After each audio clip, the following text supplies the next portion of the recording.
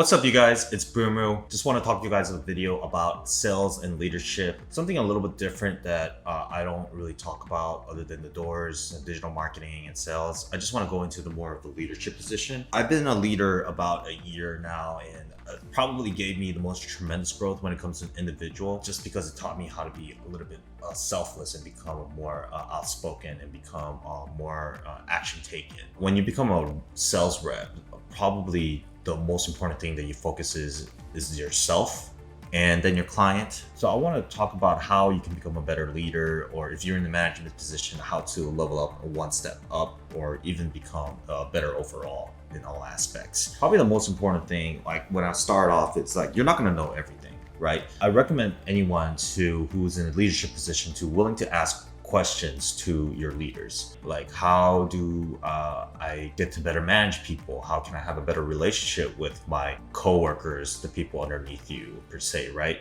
Because some of the things that I learned is people tend to think they know all the answers as you become from a regular representative to a manager, but as you keep on growing, you get to understand more of the aspect of other people, working with other people at different levels, at different ages. Still to this day, I still go to my manager and ask questions, and admit that I'm still searching for fulfilling questions that they might need in their end. And I think as you become a better leader, you get to understand more aspects of the operation side, the back end of the business, and also you get to better understand the human nature of other people as well. So you don't want to be afraid to ask the people, your mentors, or the people in your leadership role, to get a better understanding of what their perspective is, some parts of the business side that you might know, so they can get a better overall understanding, but yourself as well. I think what also is important is you don't want to go on your day by whatever comes to you. It's more about creating systems, which causes to my second part. People tend to think like they're just going to go with the flow. They're going to figure it out as they go. As a leader, it's easy to tell your employees what to do and say, go do this, go do that. But probably the most important thing, like when a sales rep, what they really need is the motivation and training. When you're a high-level performer yourself, you don't really find motivation or find specifically a switch you just know how to turn it on. So some of these representatives that are underneath you, they're in a position for a certain reason, right? And they look up to you for certain aspects or certain skill sets that you have versus them. So it's better to focus on training and things perspective that you feel like they could be better at, and just train them on that and put them in system in place. So some things that what we do is every 10 a.m. in the morning, except for Wednesdays and Sundays. Wednesdays, we have the weekly meetings. On Sundays, it's technically our day off. So the 2 days that they take off, the 5 days that they're on, is on a Zoom call. And I will post a video. It'll be something like sales related, like from Alex Hermanzi.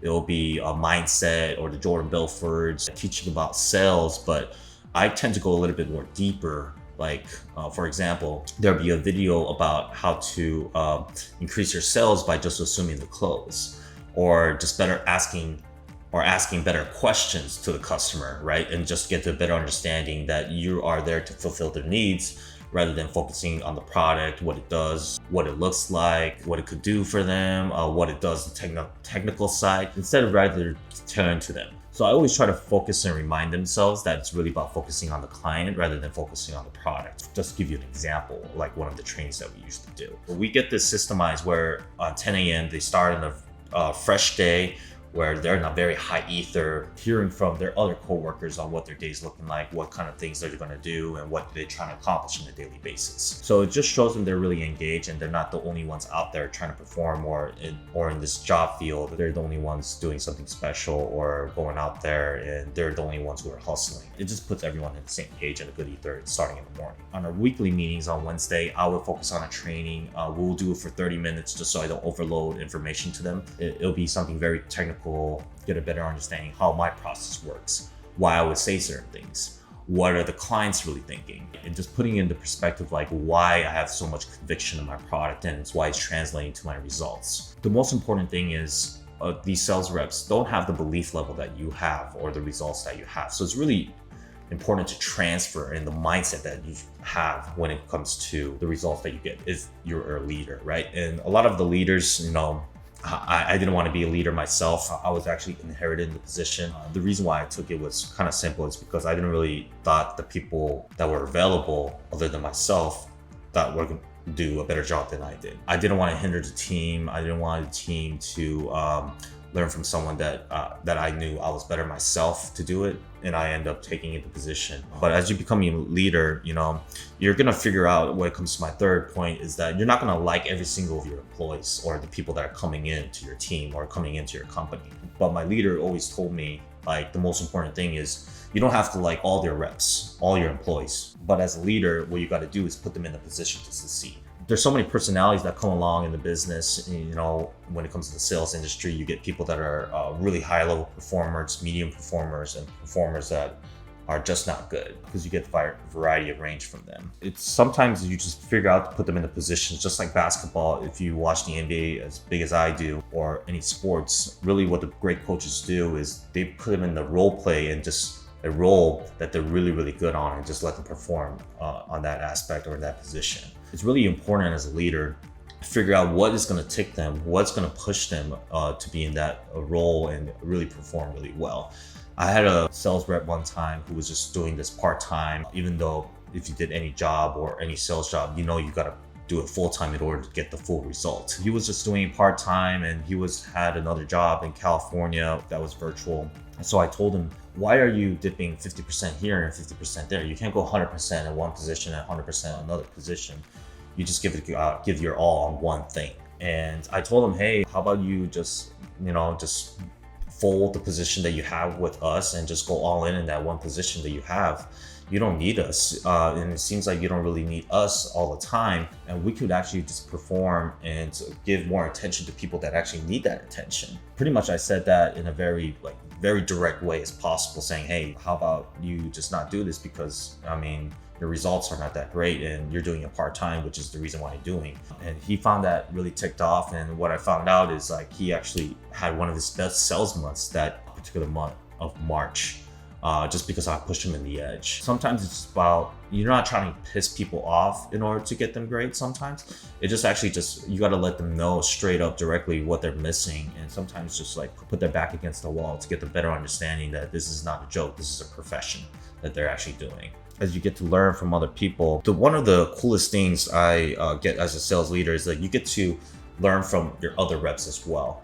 They have certain skill sets. They have different things that they bring to the table, right? Like I said, you got to put them in the role what they're good at. So this comes to my fifth conclusion, my fifth point, if you can say, is that be willing to learn from your other employees, even though those ones are underneath you. And also, you got to make sure, if you're learning from them, get some feedback on what they feel like they want to learn other than what they already know. You got to answer their calls, constantly, the messages, whenever they reach out to you, advice. You got to be willing to be available to them. As you get to become more available to them, you get to learn some other things as well. And you want to vocalize as a leader that you are messing up, that you're not perfect, but you are in a better position because you're a better performer.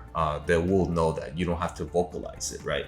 But you do need to vocalize some things that they're missing, they're screwing up on. And you want to bring it up front as soon as possible. I had a representative that say, oh, I'm going to do this amount of calls today. And what I found out when I look at the CRM, he didn't do any of that at all. And instead of letting that go for a couple days, right, you just want to bring it up front as why you're not doing your work, what is hindering you.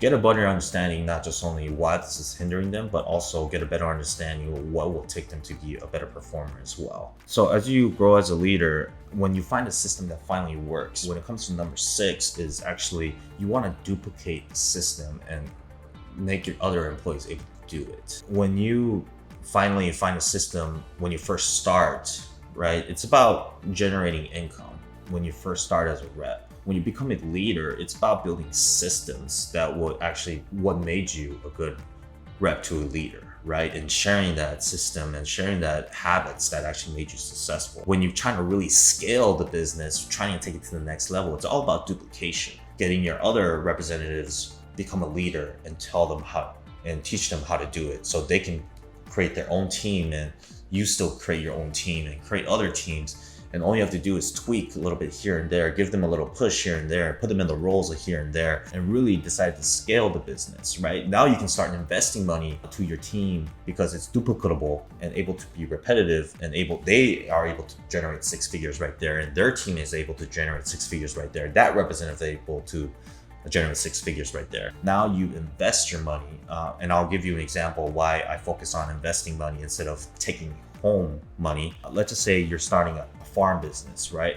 A bunch of cows. When you want to keep the cow as long as possible to generate milk. When you sell enough milk, the other thing you want to do is buy the second cow so you can generate 2 milks at the same time. Then you get a third cow. You don't sell the cow and stop producing the milk, which is your cash flow. What you want to do is keep the extra money that you have, take home certain things that you want, of course, but really it's about duplicating and multiplying your money by actually investing that money. So it's about investing other cows, getting more cows, and really creating a bigger, larger farm and able to scale that rather than selling your cows, which is going to end your cash flow right over there. And that's probably one of the most important things, is just you have to, as a leader, just got to really put yourself in a position to do the things that you don't want to do sometimes.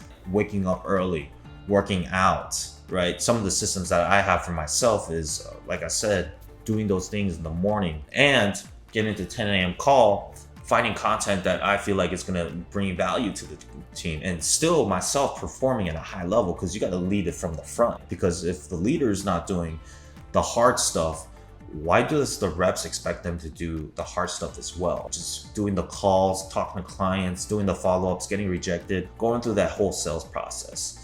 And if you guys have been in a sales role, you know this job is about, you got to fail to succeed. You got to get punched in the face. You got to get rejected in order to succeed in this job. You don't get paid by the yeses. You get paid by the nos. What I mean by that is you get to better understand your list of contacts of people. You either sign them up or sign them off your list. That's how easy it is, right? And if you put that perspective, it's about talking to more people. It's not about focusing on the yes. It's about getting the no's out of the way so you can get the yeses, right? It's about really working on your list. And as a leader, as you get better, you're gonna get a better understanding of the psychology of people that you work with and then the clients they do, because you get to understand better perspectives. And they're going to push you in perspectives, or you're going to push yourself in areas that you never thought you were able to do, because you have to perform every day in a high level and have a different belief level that comes along with it. Being in a leadership, it's I would say half the time it's fun, half the time it's not fun, but you get to learn a lot of great skills and values through it. And I hope these lessons really help you guys, because it's really pushed me, even when I was broke as a leader. I was trying to find ways, even though my back was against the wall, how to perform every single day, regardless of my personal situations, the life situations that happen. Because being a leader is really about pushing yourself to the next level and being available to other people. As you become more available to others and understanding how you can become a better leader so you don't become affected by your circumstances. And that really was one of the most valuable lessons that I learned as a leader. I want to share more videos just like this. If you guys like this video of leadership and sales roles, put a comment down below, subscribe, and I'll post more of them, and I'll see you guys in the next one. Peace.